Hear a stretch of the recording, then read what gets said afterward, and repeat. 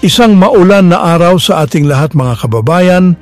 Patuloy pa rin po ang epekto ng southwest monsoon o habagat sa ating bansa na siyang nagpapaulan ng malalakas.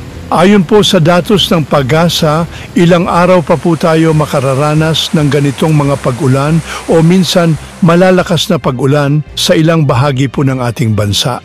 Dahil nga po yan sa epekto ng southwest monsoon o habagat na halos buong bansa po natin ay kaya niya ng takpan dahil sa kanyang lawak at napakadami pang ibinubuhos na ulan.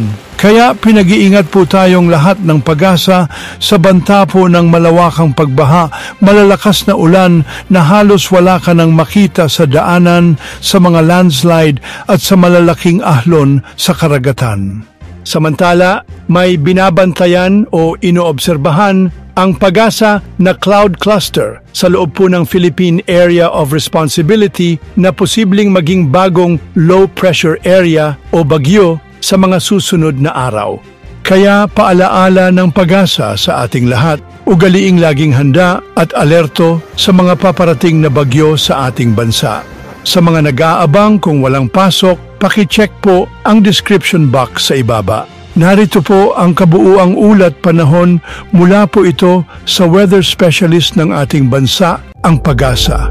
Pakinggan niyo po mabuti mga kababayan at paki-share niyo na rin po sa iba nating kababayan.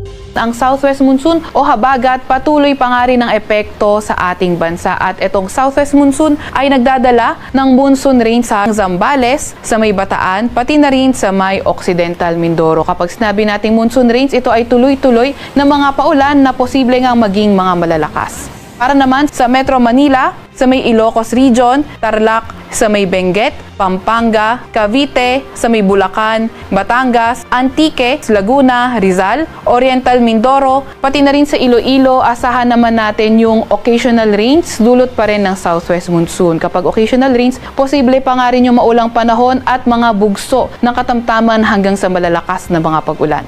Para naman sa lagay ng panahon sa nalalabing bahagi ng Luzon, nalalabing bahagi ng Visayas, Zamboanga Peninsula, sa may Northern Mindanao at Caraga, asahan nga naman natin ang maulap na kalangitan at kalat-kalat na pag-ulan, pagkidlat at pagkulog, dulot pa rin ng southwest monsoon o habagat. Kaya sa ating mga kababayan, lalo na yung mga inuulan ng mga nakaraang araw pa ay pinag-iingat sa mga banta ng pagbaha o hindi kaya pagguho ng lupa.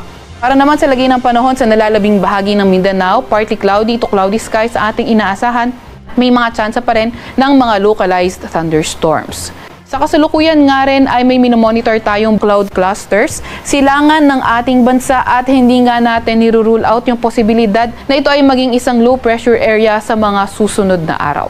Para naman sa lagay ng ating karagatan, meron pa rin tayong nakataas na gale warning sa mga dagat-baybay ng ating bansa, particular na nga sa western coast ng Pangasinan, sa may Zambales at Lubang Islands. Kaya lubos na mapanganib pumalaot sa mga lugar na iyan dahil magiging maalon hanggang sa napakaalon ng karagatan. Yan po muna ang ating weather update.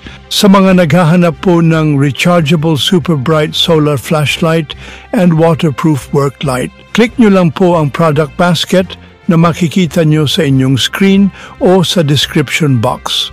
Para sa mas mabilis na updates, huwag kalimutang i-like, i-share at mag-subscribe sa channel na ito.